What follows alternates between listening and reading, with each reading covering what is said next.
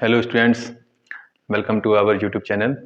इस वीडियो में हम क्लास 10th का जो प्रीवियस ईयर का स्टैंडर्ड का जो पेपर था उसका हम सेक्शन बी स्टार्ट करने वाले हैं, जिसके जो फर्स्ट 2 क्वेश्चन है इस वीडियो में हम कवर करेंगे। तो चलो देर ना करते हुए हम अपने क्वेश्चन करते हैं, देखते हैं क्या है इस क्वेश्चन में। बहुत ही ईजी क्वेश्चन है, जो लास्ट ईयर जो स्टैंडर्ड का जो क्वेश्चन पेपर आया था।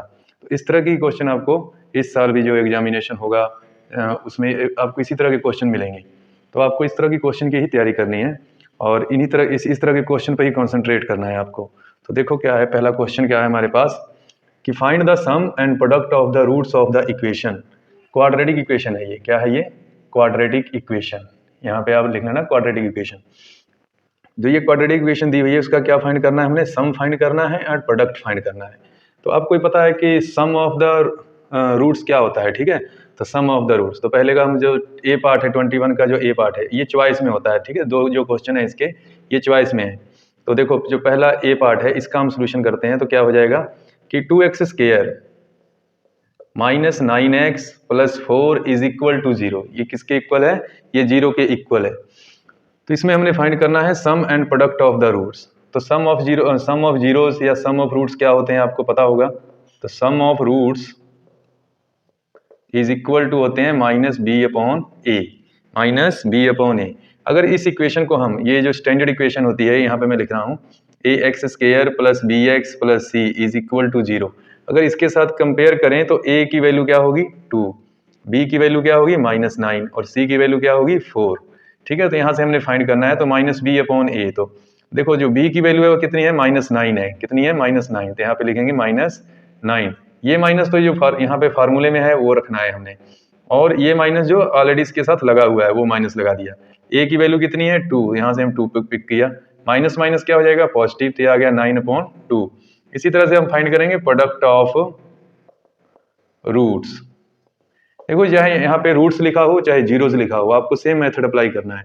और प्रोडक्ट ऑफ रूट्स की रेशो किसके इक्वल होती है? सी अपॉन ए के, यानी कि कांस्टेंट अपॉन जो एक्स स्क्वायर का कोफिशिएंट होगा।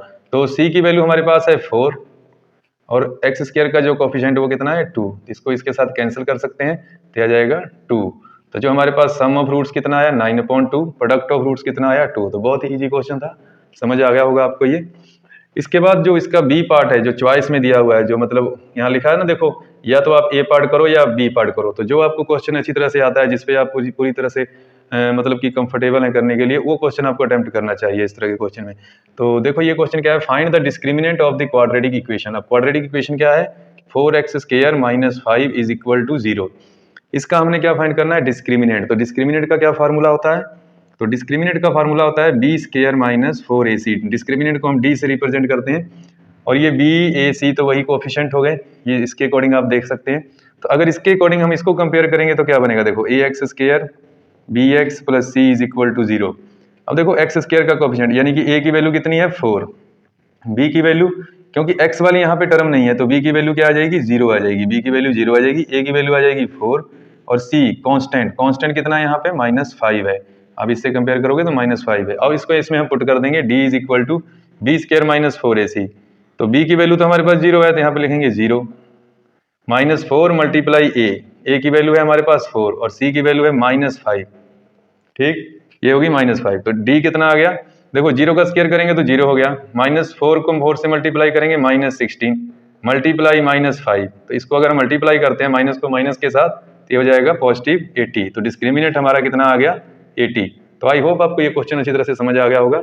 Thanks for watching the video.